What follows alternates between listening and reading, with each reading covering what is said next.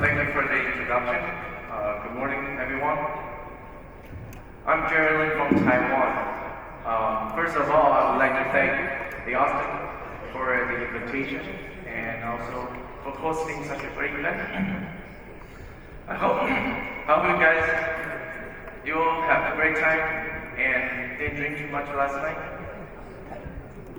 Because if you do, then it's time to wake up.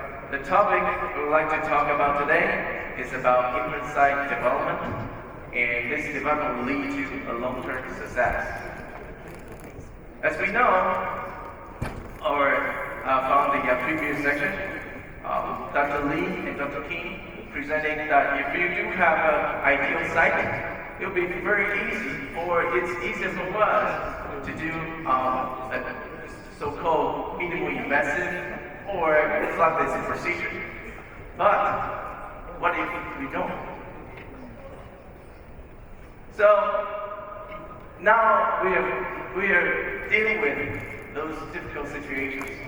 There's no way that we can do like very simple, easy implant placement for such cases. And also this clinical opticals. The problem is that we have to know what and how to make our procedures among so many different materials and so many techniques. Even though in the past we know there are so many different techniques, technology developed to deal with such problems. But then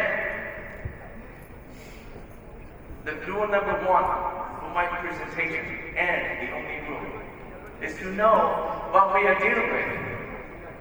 The reason why is that we want to know not all the wounds and sites are the same. They are different. Yes, they are different. So look at those two sites. Yeah, people say, hey, Dr. Lee, they're different. They're not the same person. Yeah, of course, they're not the same person. But what I want to say is that it's similar type of defect, but it is different. Why? It's not because it's a different person. It's because those two sites react differently from our procedures. Why is that? One could be done easily, the other is very difficult. So today, I would like to cover this type of implant site development. So after the presentation, it will be easier to pick up what we can do and what decisions we should make to do our procedures. Let's begin with tissue engineering and regeneration. If you look at the tissue engineering triad, the most important thing is the cell. And are we looking at abundance of cells or just a few cells? It makes it different. And the second, we are looking at biological active molecules. Yes, in the States, there are so many different molecules you can use. You can use BMP, you can use PGN, and other materials available. But what if in Taiwan we have no such materials can be used? Then we're looking at bone marrow. Our mother nature gives us natural bone molecules. For us, that would help out for bone regeneration. And the third one, scalpel. What does scalpel mean? It could be the bone graft, and it could be something substitute. But in my opinion, the scalpel, most important in dentistry for implant placement, is the space making. If you do have a good space making with molecules like our own body and with cells, then we could accomplish regeneration because that happens in nature. So, healing potential is not the same. When you look at different sites, yes, a lot of people say, oh, this is missing heat, and that is a treasure. So, what's the point? The point is that when we look at different sites, there is one rule that can dominate what we have to do. So that's healing potential. So when I look at it, I kind of classify it into extraction site versus healing site to make you feel that's easier to remember. Let's back to the, in history, there's an old study, very old study. It's a study by Implant, 1982, published J. Perrier. And this study, they tried to accomplish, if we extract a tooth, how long we can have the bone regenerated, and then we can take out the bone for the block graft or for the grafted material. That's how the time in the past people want to know. Yes, it's a very old study, but it tells a lot. Basically, they take out samples from every 2 weeks and try to analyze it by physiological studies. And so first, from 4 to 8 weeks, it's a progressive osteogenic phase based on the author expressed. Why? At the time, there's no molecular approach, but you look at the slides, there are cells. There are abundant cells in the slides from the first 8 weeks. But what about the first 1 or 2 weeks? Yes, it's very difficult to do histo on the first 2 weeks because it's a lot of blood clot and then it's not mature enough. But then we have a kind of idea. Yeah, we do have a lot of cells from 4 to 8 weeks. What about 8 to 12 weeks? Then you look at the slides. Yeah, we have more bone regenerated. But then the cells decrease. By the time you get to 16 weeks, the bone is looked similar to the mature bone architecture. But we have very few cells within that itself. So what does it tell us? It's that at the time goes by, our body reacts differently. From the very beginning, our body tells us those cells have to get there to get the site repaired or get everything regenerated.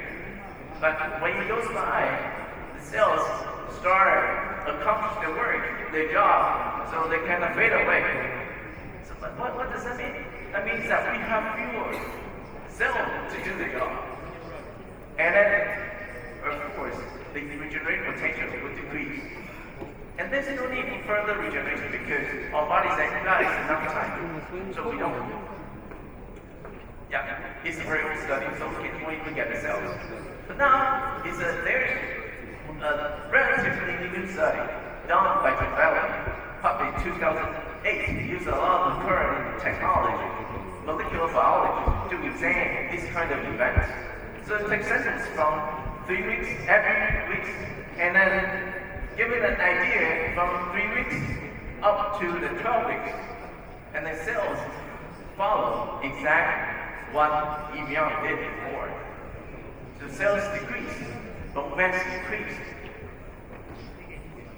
This is how he divided into 3 phases: for early healing, immediate healing, and the later phase of healing. For the early healing, it's about 2 to 4 weeks. Intermediate, 6 to 8, and the late phase is about 12 to 24 weeks. What he found is that there was a presence of osteoblasts, means that a lot of cells at the very beginning. And also from molecular biology, he found a lot of BMP7. So BMP7 basically increased from 2 to 4 weeks and up to 6 to 8 weeks, and then tend to decrease after that. So the peak time is about 6 to 8 weeks. And osteocalcin expression parallel with the BMP7. And BMP7 is about early phase of the bone healing. Osteocalcin is about the later. It's a marker that we examine that. It's for bone formation. It's about a delay type, a late market for that. So this new study tells us, yes, we do have that rules. We do have that, we'll say, phenomenon that our body reacts pretty fast at the very beginning, and then it decreases. So does the regeneration. Means that we do have very early and very fast regeneration for the bone, for the tissue, but later on it decreases. So what are the differences between injection site versus the heal site, as I pointed out? Yes, you guys don't know the answer. The answer is the healing potential. The healing potential makes the difference. Why? Because they react differently. So what's the strategy? The strategy and the tips for the decision making is that we have to determine the healing stage of the surgical sites by the time and also by the characteristics of the site you're dealing with. So from the time point of view, it's a time frame when the teeth or the tooth has been extracted, we have to know the time. And also how long the indentation has been happening. If that is a very chronic or it's just happened currently. And for the characteristics, even though we know the time, we can open it up. We need to make our final decision based on the cycle. Because sometimes, even though it has been extracted for longer than 80 weeks, the site still react pretty well. It looks like it's very active, energetic. How energetic? It still keeps bleeding, and the tissue is red, the bone marrow is still open. So that makes a difference. I'm looking at it, not just from the time, I also look at it when I open the site up. What I see at the time, I will make my final decision. So I kind of classify the techniques into two as the extraction side versus the heal side. Why? Because it's easier for you to remember. For the extraction side, teeth still present, and either it has been extracted not long ago. The time I wanted to keep in mind, I would like to use 8 weeks as a cutoff. Before 8 weeks, everything goes like fast. After 8 weeks, then you have to consider the healing decreased. And the site may have a very high cellular activity, either extracted even though it's long ago, but it still keeps going on, or it's not the tooth that's being extracted, it could be the implant that's being extracted, right? And the heal site is indentions, being indentions for a while, 10, 20 years, of course, it's a very chronic site. Or the site with a very low cellular activities when you open it up, even though the tooth is just extracted, all protocolized, all healed up. It's not bleeding at all. Even though it's extraction site, it's not considered high regeneration potential site. Okay? So the technique I use resome membrane technique to deal with the site with a very high regeneration potential. Others technique I use to deal with those very low regeneration potential. Let's look at it. Yeah, we are 30 minutes, so I have to keep it going fast. If you can I keep up with? Then I have a question Q&A time, and then we can explain that to you. So, when teeth with high regeneration potential, either it's extraction site or current injection site, or site with a very high cellular activity. Resome membrane technique. I would like to point out, sometimes I use the technique screw, sometimes I don't.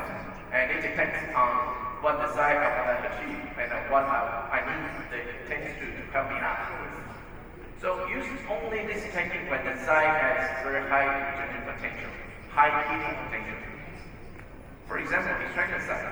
This is a very typical extraction site, very severe, deteriorating posterior dentition bilaterally, and when I extract the tooth and open them up, you can appreciate that it's tremendous bone loss and very thick bone, and it doesn't look good for implant placement.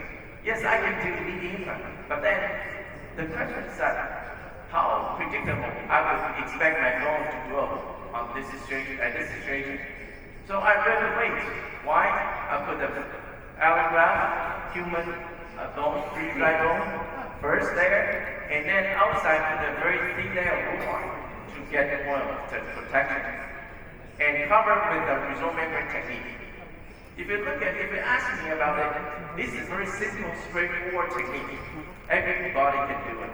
Everyone can do it. You don't need to go to specialty training in order to get this technique, because resort membrane has it is more forgiving, that you don't need to have very high skill and then you can achieve this kind of results. I just close it up completely. Primary closure is the key for this severe demonstration, severe destructed area. And we just let it heal up for a few months. So 4 months after the GBR, open it up, the bone is there. So this treatment is very simple. Like I can place an implant without any problem at all. And then later on, the implant side bone has been achieved, implant placed. Then I just need to reconstruct the soft tissue. Soft tissue wise, I can fusion the graft to increase the keratin tissue, and it's a very good result afterwards. Now you look at it. This is a 5-year follow-up. Nothing changed at all for the past 5 years. You can it's a breach.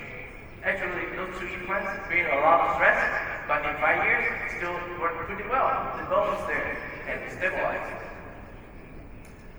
So, what about, hey, Dr. Lin, when some people have the teeth extracted, they come to my office. What am I going to do with them? Yes, sometimes you can ask the patient, when those has been extracted, sometimes, they just give you a very bizarre answer. Like, oh, it would be last month or last week. I forgot about it. So, current extraction site, which was extracted not long ago, I put it within 8 weeks, I can have a reference for that. Even though I didn't know that how the site looked like beforehand. Still, I can use the resort membrane technique. The patient came to my office, it's about 8 weeks after the extraction, and I look at it. Yes, the healing-wise, it's going down. We have to do things quickly. So even though patients couldn't make the decision at the very beginning, I told her that come back as soon as possible. So I did the procedure 12 weeks after those teeth had been extracted by patient's memory. And I extracted the molar and put in a tendon screw. Why? Because I need the tendon screw to help me out to maintain the space. Because time is the clock has been off 8 weeks. So I need something to help me out for keeping up with the space. And I can put a bone graft, resort membrane cover, primary closure as well. It's not very difficult. And also, the good thing about resort membrane is that even though you have a very tiny exposure, it's been forgiven. It's okay. You just leave it on. And just wait. In a few months, usually I like to wait 4 to 8 months. It depends. Usually it's about 6 months. You can put it as a guideline. 4 to 6 months, then I can open it up. This is in 6 months. A simple guide. And look at it, it's very good. It's before and after. And you think, wow, we have a tremendous good bone over there. And this is kind of a straightforward case. 6 months after GBI, implant place, shoot it up. And I did a fusion graft to gain more of tissue around the implants and restore it. So basically, this case was restored by the dentist who extracted those teeth. So, and then when you look at it, move on to implant the sites with a very high cellular activity. It's not about extraction of the teeth, it's about extracting out the implants, infected implants. Patient came in with the 2 implants off the lab, posterior teeth, implants, severely infected, pancreatitis, the abscess, pus, and exudations. There's no way I can do the augmentation on the site because it's severely infected, and this side because it's severely infected inflammation. So I wouldn't be able to do a good job for all of the site. So I just extract those two implants and they healed up 4 weeks. In 7 weeks, I can go back in just like this in 7 weeks. So I went back in, look at the site. Is there a lot of things going on? Yes. Bone is still red and it's still bleeding. And it looks fine, even though it's a tremendous bone loss, over 10 millimeters, that's fine. It's a simple straightforward case. Why? Because high regeneration potential will help me out. So I just put in 10-inch screw and stick it up, put the bone graft, resolve membrane. It's very simple. The only thing is that how would you close up the wound? It matters. But if you have something very minor enclosure, it'd be okay. So just wait for 6 months after the bone graft, take that pumping CD, and you look at it. Wow, it's not what it was before. All the bone get back, and then we can just move on and to restore it.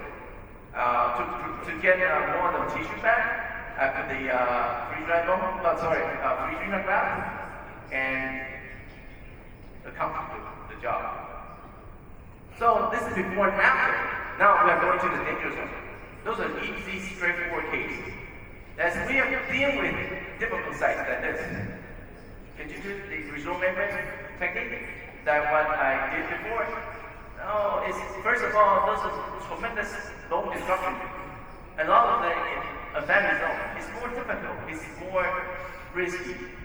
So what I'm gonna do about fuel site, healing potential diminished. Or it's a very high demand athletic zone we're dealing with. So cell and growth factors actually provided by intramural penetration, and we need a very strong space backing. Those are techniques you can use. I like to use a DPTME membrane technique, but titanium mesh is okay. First up, I want to show you this case. This technique is a titanium force DPTME membrane technique with the tagging and tagging as well. Well, you can do the tagging as long as you need it. So this is how I deal with this size from ground minimum. Means that there's no bone or very minimal bone. Is a procedural overview for you to take a look. First, decorticate intramural penetration, giving the cells out from the bone marrow. And then I use 10-inch screw to tend up the space, giving them more support. And put the bone graft over there with a non-resolved membrane, take it down pretty well, securely, and primary closure. That's how I accomplish those type of procedures. And when I open up, there will be enough bone. Replace implants without any problem at all. I'll give you an example, three examples. First, patient came in, it's a very long area, right? But very minimal bone. You can look at it. I don't have enough bone to work with. So this is just what I have been doing. Cover the non-resolved membrane, suture it up, and then you wouldn't have enough bone for the implant placement. Just wait for 8 months. It would have this kind of bone. And face implant is not a big deal for it. Use a resolved membrane to cover it again to prevent more resorption. Unfortunately, this patient got a cancer, recurrent cancer again. So instead of doing a major soft tissue augmentation, I did a hip relief position flap, and she would have the provisional, but then she wouldn't like the provisional for the rest of her life. So he asked me to finish the definitive prosthesis for her, and she passed away a year after the definitive prosthesis delivered. But she's happy with that because at the last of her life, she could eat pretty well and with the whole teeth. This is the last I have. So that's the example. But then the holy grail for treating this aesthetic catastrophe is still the same. Either field site or is extraction site. We need specimen for high demand aesthetic. We need vertical root rotation for this severe cases.